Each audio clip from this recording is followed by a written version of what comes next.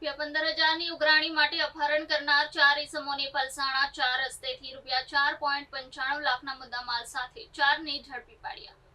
ગત તારીખ 5 જુલાઈના રોજ કાલા ઘોડાની બાજુમાં આવેલ વિકાસ ટ્રેડર્સ નામની કંપની સામેથી ફરિયાદ વિકાસ ઉર્ફે અનુપ જાતેરાયને બળજબરી મોટરસાયકલની પાછળ આરોપીઓ વચ્ચે બેસાડી આરોપીઓ ફરિયાદીને વિકાસ મિલની નજીક આવી ત્યાં આગળના આરોપીઓએ ફરિયાદીને એક સફેદ કલરની ટાટા સફારી ગાડીમાં ફરિયાદીની મરજી વિરુદ્ધમાં બળજબરીપૂર્વક બેસાડી મહાદેવ રેસિડેન્સી વિભાગ 2 તાતી થયા ગામ ખાતે લઈ જઈ એક દુકાનમાં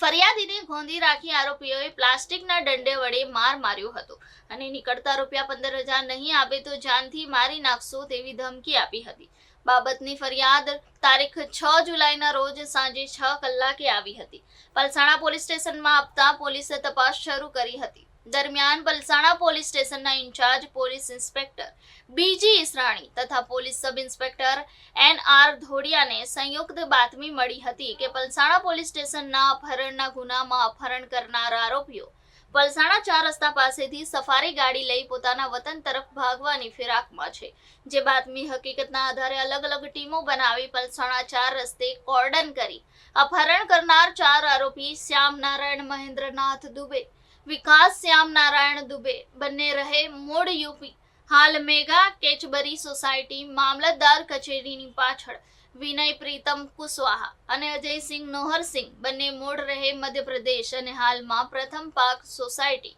તાતી થૈયાની ધરપકડ કરી ગુનામાં વપરાયેલ ટાટા સફારી કાર, એક મોટરસાયકલ અને 3 મોબાઈલ મળી કુલ ₹4,95,000ના મુદ્દામાલ સાથે 4ને ઝડપી પાડી આગળની કાર્યવાહી PSI NR ઢોડિયાએ હાથ ધરી છે।